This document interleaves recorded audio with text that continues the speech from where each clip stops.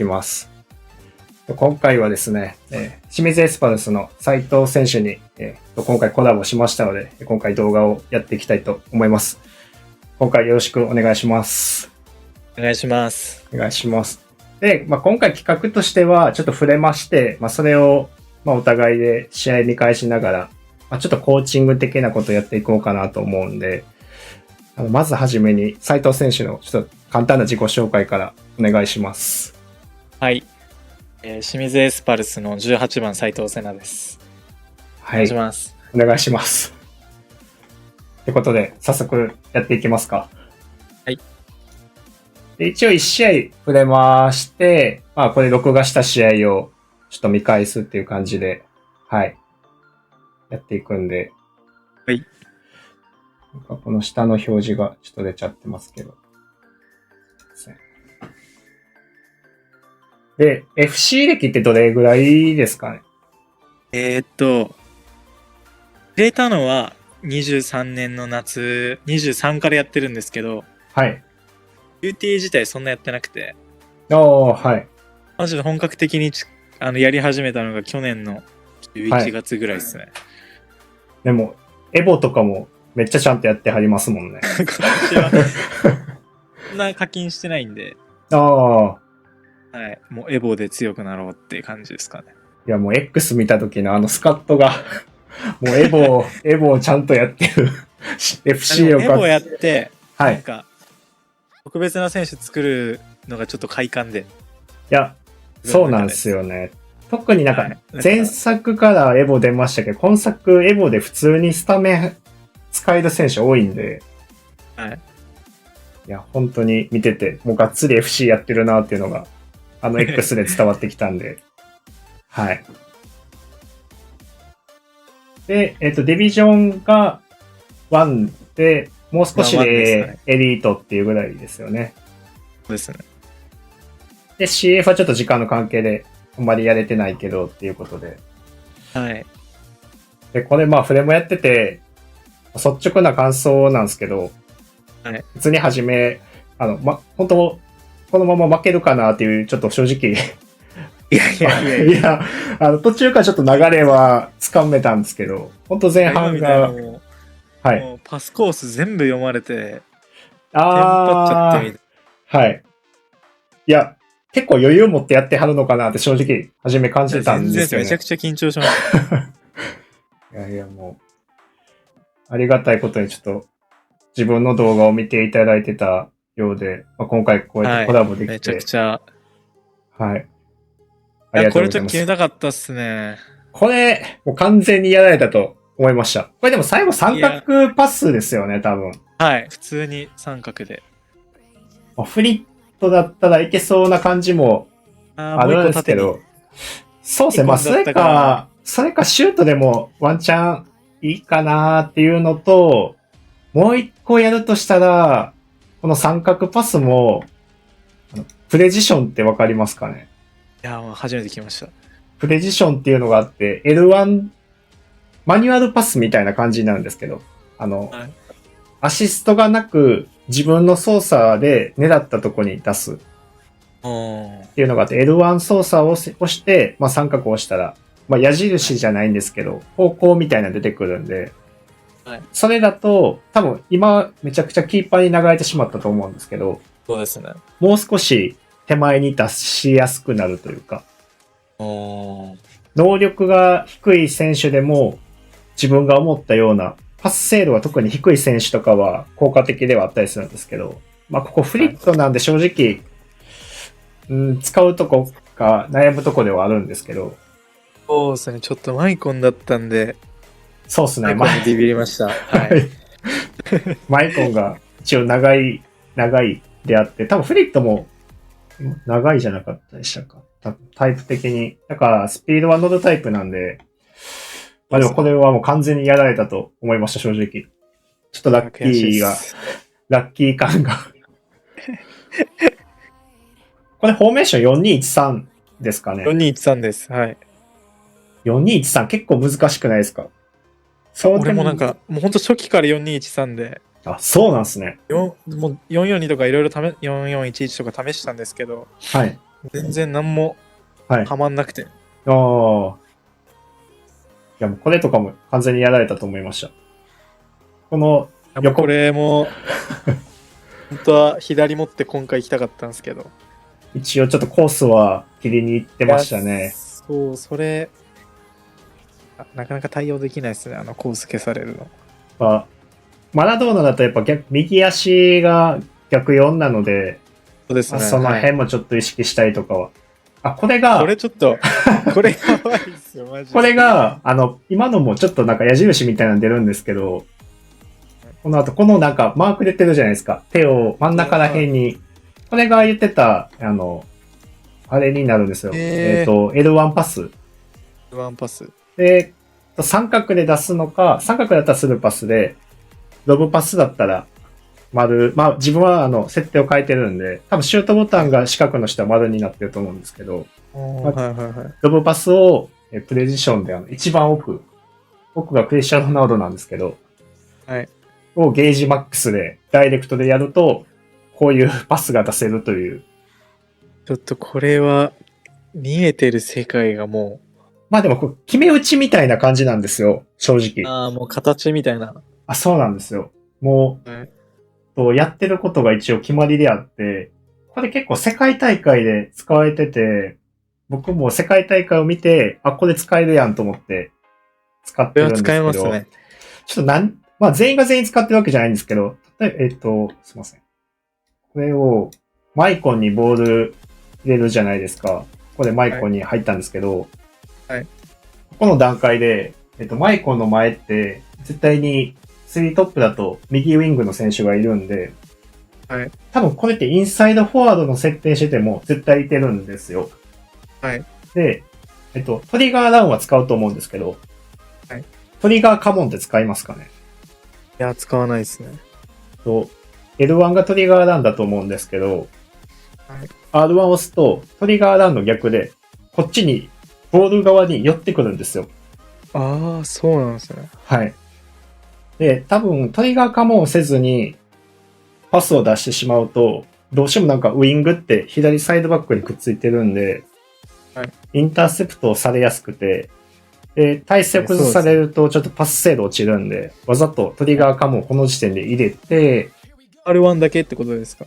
R1 だけです。トリガーランと同じ仕組みで、スティック倒してる方向の選手が対象になるんで、まあ、これだと前の選手にちょっと方向倒して、まあ、前向いた時点でトリガーカモンを入れてるって感じですかね。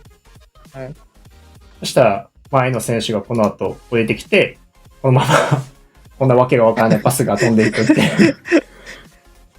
頭真っ白になりました、これで。これが、もうわけわかんなくなっちゃって。多分全く知らない人からすると、ってなると思うんで、そうなんですよ。これ結構、案外使えると思います。ちょっと使ってみよう。ただ、一応さっきのとかで言うと、もうやり方結構シンプルで、ここの、もう、ボードの移動中に、なんかこの白いマーク出てると思うんですけど、はい。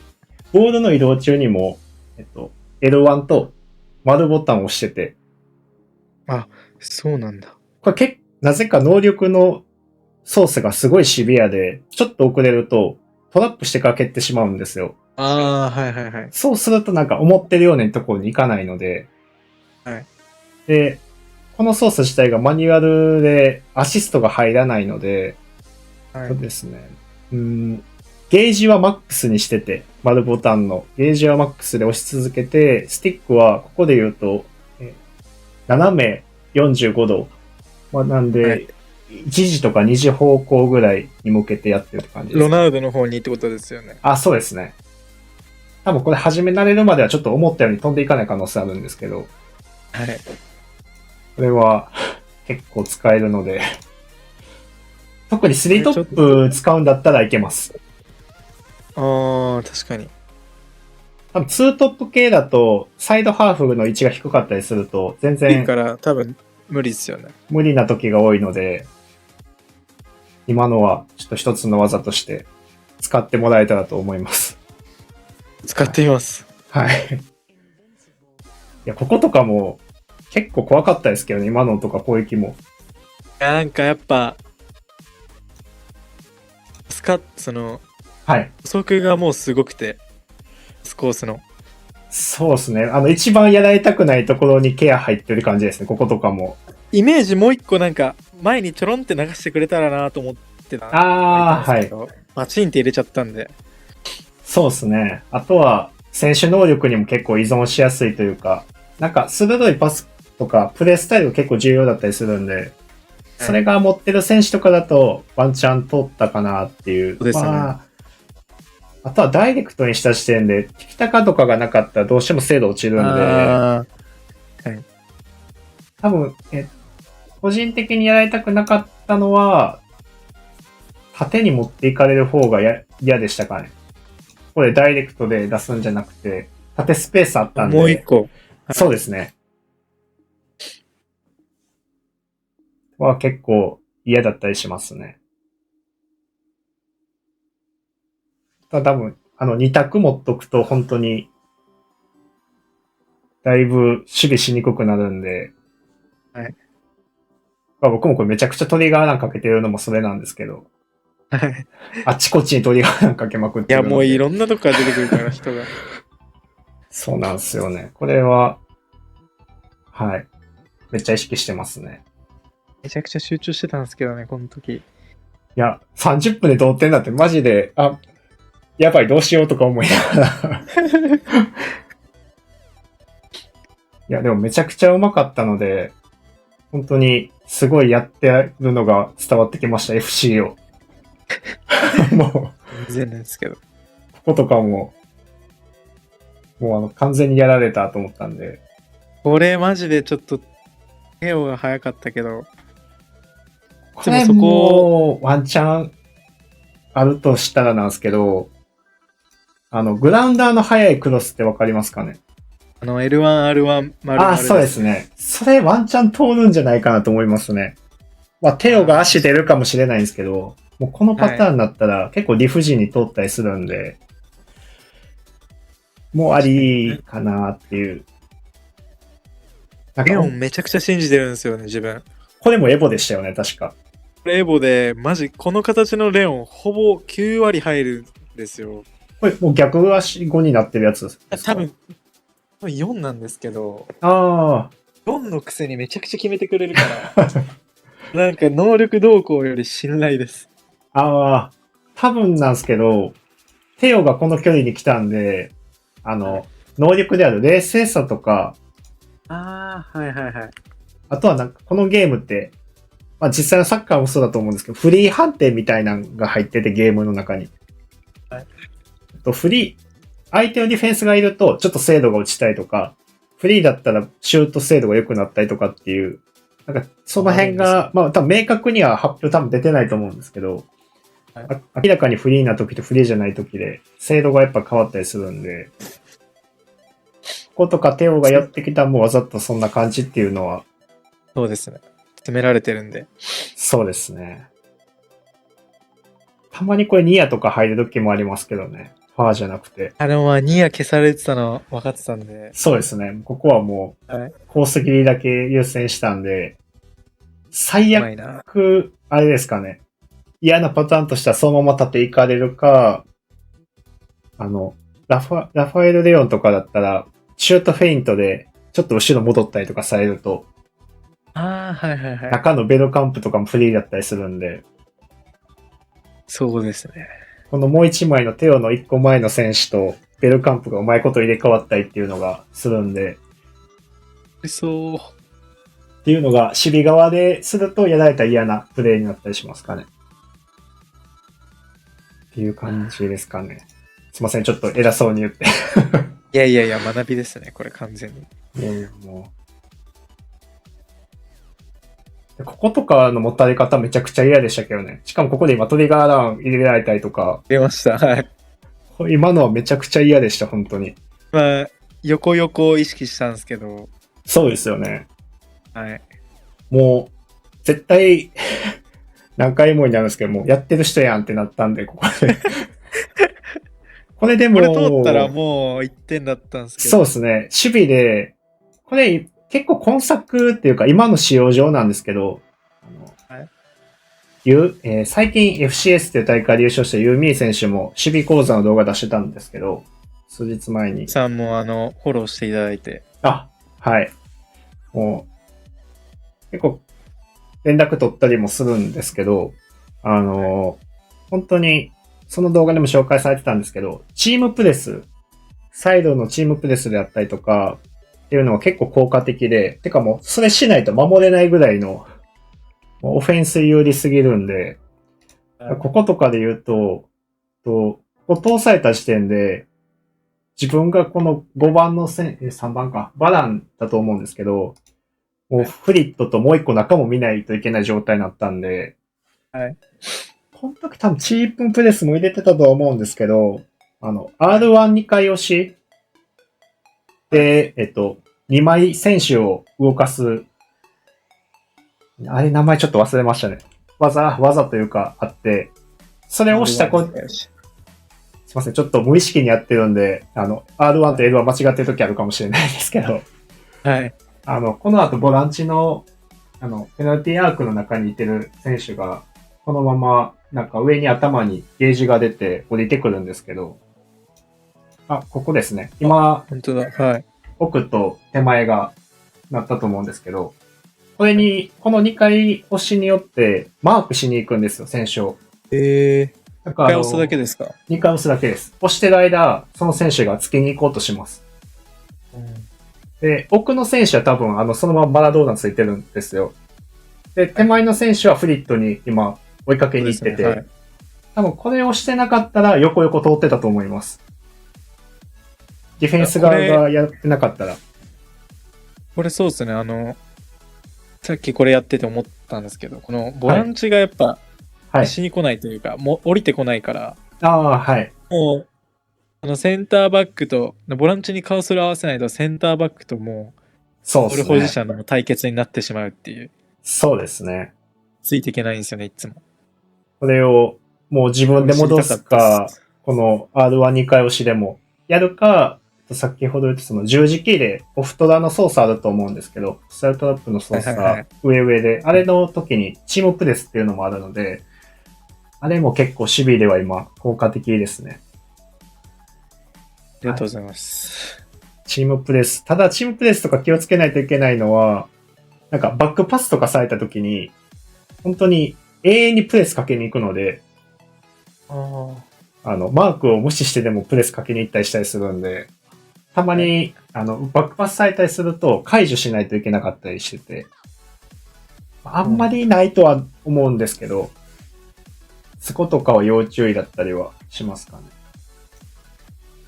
こことかもちょうどいい位置に押し続けてたから帰ってきたっていう。はい。これが多分、これ得点入ったやつですよね。これそうですね。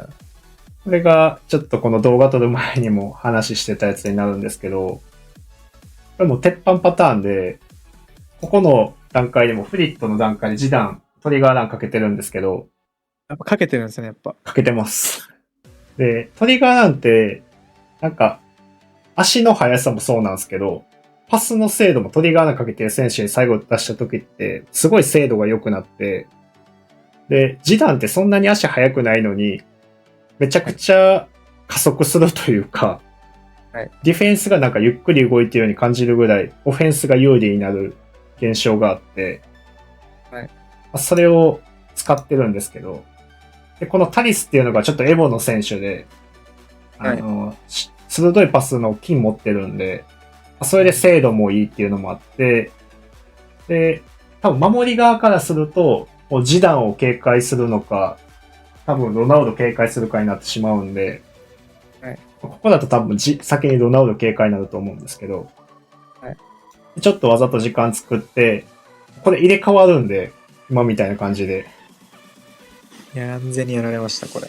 これが結構、4-2-1-3だとこの形ちょっと作りにくくて、だから、ちょっとやめたっていうのがあって、この形作りやすいのが、真ん中3枚の、4-3-3であったりとか、4-1-2-1-2、カッコ2とかは、今の形が作りやすいです。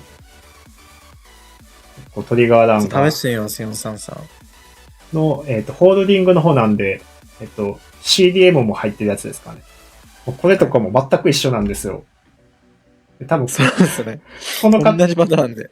この形を、てか、このキックオフは逆にピンチだったんですけど、この台でめちゃくちゃやられたんで、多分。これはもうなんか、はい。サッカー選手として3人目の。はい。多分ベルカンプじゃなかったらワンチャンやられたかなと思いました。ベルカンプちょっとそうですね。重さが多分あったと思うんで。はい。これも、ここの段階で一応フリット、示談に入った時点でフリットにトリガーナここで走ってるんですけど。はい。あとは、守備側としては、もう自分はこのタリスっていう ST に当てたいので、そこをずっと切られてたら得点入らないかなって感じですね。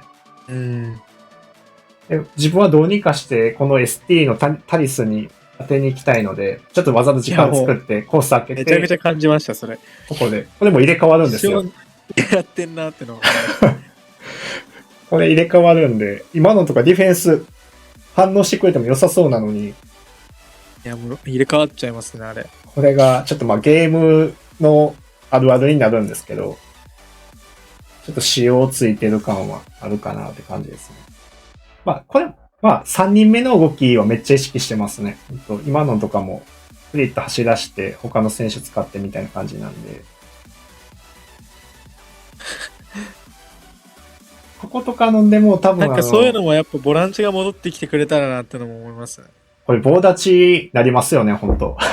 はい、こことかも立ってますもんね。普通降りてくるやろっていう。見てるんですよね。この4213って CDM のやつですよね。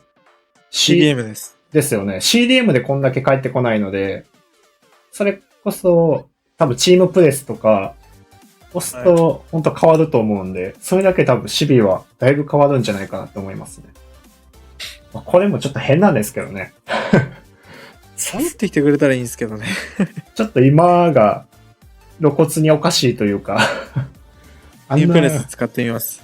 はい。使ってみてください。自分でカーソル当てて戻すかになるんですよ。でもそれも難しいと思うんで、チームプレスが。これは完全にやられました。これはマジでアンギサありがとうございますってことです。いや、アンギサやっぱ強いですね。本当に。そう、本当に。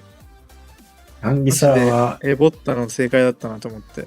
自分もエボってたんですけど、重さというか、ビルドアップがちょっと気になってしまって、今はちょっと外してるんですけど、守備は本当にピカイチだと思います。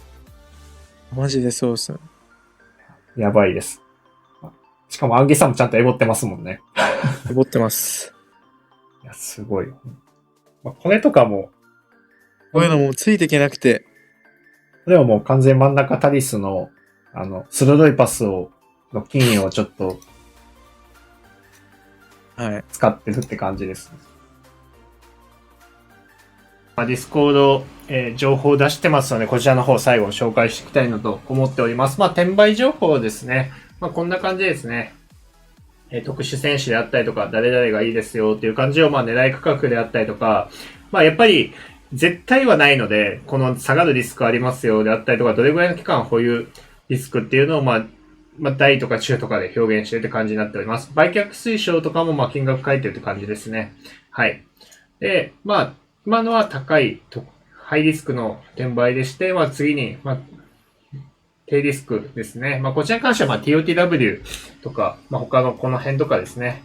これに関しては、27,000とかで、今11,000とかだったやつが、27,000。これ、確約の影響もありましたけど、こういった感じなのも出してるって感じになっております。この辺は長期保有逆に長かったりとかっていうことで、書いてたんですけど、確約今回来たんで、めちゃくちゃ上がったって感じですね。はい。金転売とかは、ハイステージであったりとか、この辺ではありますね。最近はあんまり金はないかなって感じですね。どうもこんな感じになっております。はい。で、あとは、成功案件で、自分が成功した案件とか、最近はちょっとね、TOTW 多いですけど、アイコンもやってたりとかっていうところですね。はい。全部が全部載せてるわけではないので、あとは便利機能のこのフットビンのついての情報であったりとかも過去に出してたりとか、アップグレ選手の変動、TOTY の過去、ブラックフライデーの過去とか、で、この辺も全部載せております。2025TOTY であったりとかですね。この辺の情報も、蓄積していってるって感じですかね。はい。で、あとはですね、こんな感じで、質問であったりとか、アンケートであったりとか、ゲーム設定、リーク情報であったりとか、情報共有、あとバグメンテナンス、メンバー雑談とか質問とかをこちらで書いてもらってるって感じになっております。あとは、プレイ相談っていうのも別でやってまして、これに関しては、ちょっと条件が異なったりするんですけど、あとはこちらも別でちょっとやってたりするんですけど、プレイ相談であったりとか、あとは、スカット相談、エボリューションおすすめであったりとか、おすすめ選手であったりとかですね。この辺は自分がやろうと思っている選手をピックアップしているっていう感じにはなります。動画で紹介しているものもあれば、動画紹介しきれなくて、そこではまだ入ってなかった選手とかもここに入っている時はあるって感じになります。はい。でですね、こういう感じなのを今、ずっとやってまして、興味ある方はですね、概要欄に詳細書いております。YouTube であったりとか、Twitch であったりとか、メンバーシップサブスクっていうところの特典にしてますので、よければ興味ある方はぜひ入っていただいて、1ヶ月お試しでもいいですし、特に Amazon プライム入ってる方とかだったら、無料で入れますので、よければ見ていただければと思います。はい、ってことで、最後にチャンネル登録、高評価もよろしくお願いします。それではまた。